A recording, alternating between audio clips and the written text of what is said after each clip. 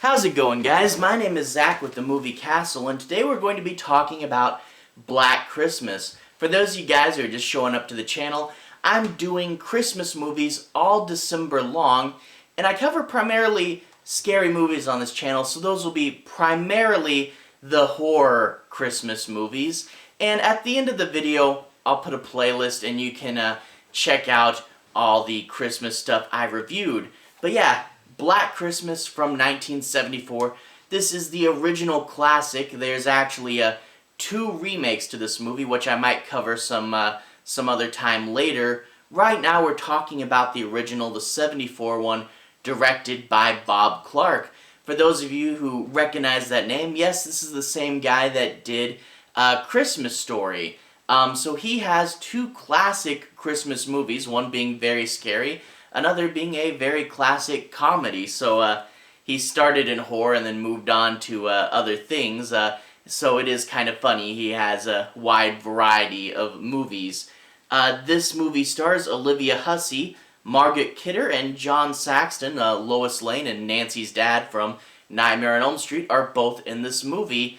Sadly, both of them passed away quite recently. John Saxon died about 4 months ago, and Margot Kidder died in 2018. So two of this movie's biggest stars died very recently. That's sad. Rest in peace. Before I get into it, I do want to say I'm covering the movie's basic plot, and I won't be doing any major spoilers, so don't worry about spoilers, but I do want you guys to know what this movie's about, and I do want to say my point on a few plot points. Now, another thing before we get into this plot is I will be giving my honest review. Now, I do know that this movie has several die-hard cult fans, and I do want to say, before we get in, I do like this movie very much. This is a very good movie, but that does not mean we won't be covering flaws, one in particular, and we won't be addressing a misconception with this movie. You guys probably know what it is. I have to say what I honestly think about these movies, and this will be a fair review, but we will be doing flaws at the end, so, or a flaw. So just to get that out there. So anyway, let's just jump right into the plot. There's a sorority house. The girls have finished their semester. They're celebrating Christmas before going back home for Christmas break to see their families. And it's also worth noting that, why you see sorority houses in a lot of horror movies, this doesn't feature comedic, wacky, over-the-top partying, like you do see in a lot of Hollywood movies these days. You get some humor with the house mom hiding alcohol around. She's the most comedic of the bunch. And when you talk about, alcoholic excesses, that is Margot Kidder's character.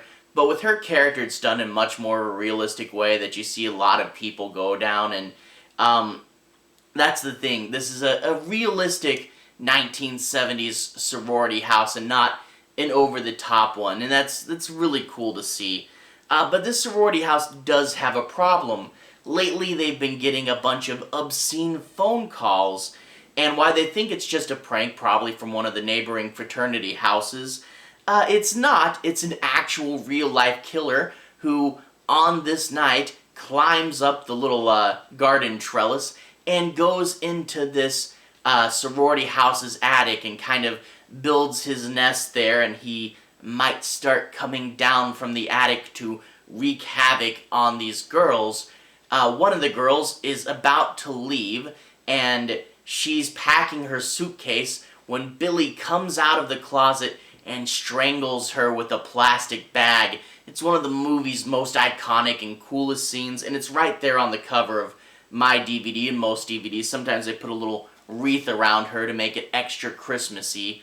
But that is one of the most iconic images. Billy puts her in the attic in this rocking chair, and she's there staring into the middle distance, expression, frozen tear with the bag over her head.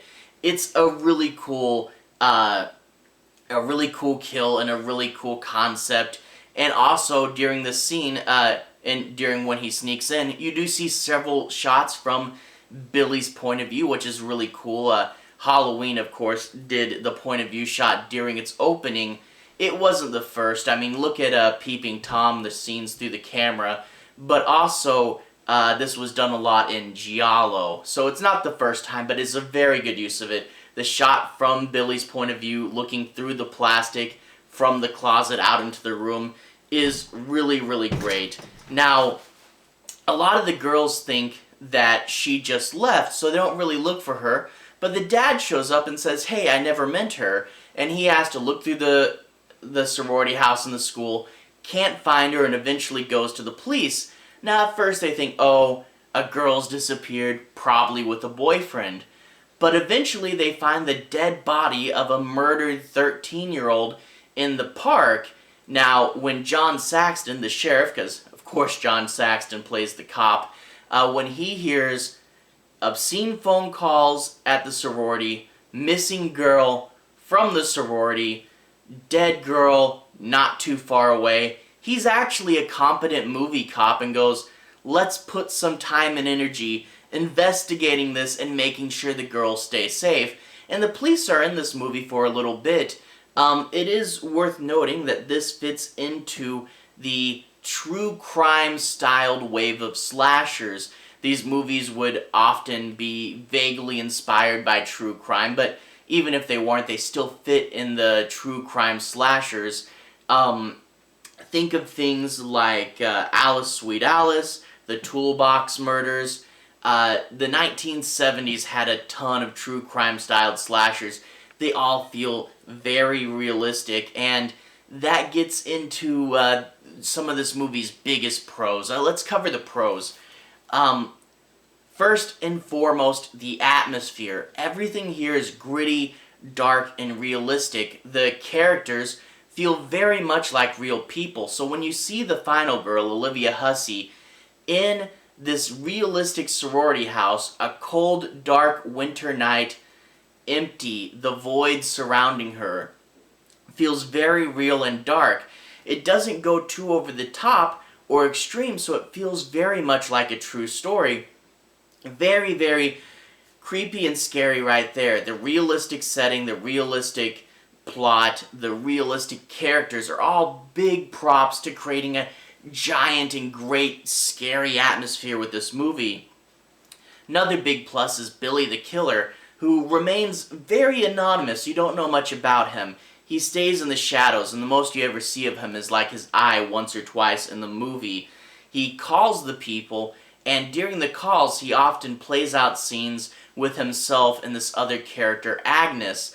And if you turn on subtitles, because he's a little hard to understand, and you really read through what he's saying, you can begin to piece together Billy's backstory, but it's never super clear, super obvious, and he remains a great, mysterious figure. But if you want to dig into him, that's there, although I don't know how concrete of answers you'll be able to get, even if you piece everything together. So a great, mysterious person you don't know much about. And the kills, this is a slasher movie, so you gotta talk about the kills. These kills are all creative, yet realistic. You can tell they put time into thinking of unique ways to kill people. It's not one of these slashers where everybody dies the same way depending on what the killer's weapon is. He will incorporate, various things around him, stuff he finds, like say the plastic bag was in the closet hanging right in front of him. And he does kill in creative and unique ways based on the situation, but they all feel realistic. So, like, strangling on a plastic bag is something that has happened in real life, can happen, we all know about it, yet somehow when they do it in this movie, the image of her in that rocking chair becomes very iconic. And there's other things too, like say the hook scene is really cool, the unicorn kill, which I know I just said realistic, and the people who haven't seen this movie are like, realistic unicorn kill? I'll let that be a surprise for you. But they're all creative, they use the environment, and they're interesting, but keep in mind you're supposed to be thinking true crime, so they can't go fantastical, but creative, realistic, grimy kills. You gotta love that. So good kills in this movie. Now, one thing I suppose I should mention before we get too far along is the biggest misconception with this movie. This movie, like I said, has a cult following, and for some reason, a lot of people claim this movie to be the first slasher. Now, I've watched a ton of slasher movies. I know my slasher history, and this is in no way the first slasher. If you want to talk about the first purely based on timeline, that would have to be Peeping Tom. Now, if you want to not base it off the timeline and base it off of tropes, that gets a little more vague. You see, Peeping Tom and Psycho were the 1-2 punch that sparked slasher movies, and it would eventually lead to Halloween, which would popularize them and lead to the 80s slasher boom. Now, between Psycho and Halloween, there were 3 distinct paths. Italian giallo, which was like film noir, and it was one of the first that actually incorporated supernatural elements. And then in America, you had gore-sploitation, think Herschel Gordon Lewis. And then the third path, which is where this one falls into, is true crime-inspired style proto-slashers. And when you look at these 3 timelines in between Psycho and Halloween, there's a lot of really good candidates. A lot of people, if you measure by tropes instead of by timeline, will say Mario Bava's Bay of Blood from 1971, about 3 years before this movie, which really did hit a lot of the tropes right, and a lot earlier. Personally, I think we should talk about Herschel Gordon Lewis's Blood Feast, where a guy is going around killing people in order to have his ritualistic Egyptian feast.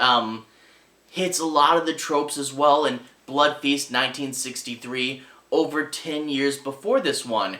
Now, if you want to dismiss and say, you can't pick Bay of Blood because it's giallo, you can't pick Blood Feast because it's gore-sploitation, I should like to remind you that a much more influential slasher actually came out mere months before this movie, and that would be one of the most important horror films of all time, Tobe Hooper's Texas Chainsaw Massacre.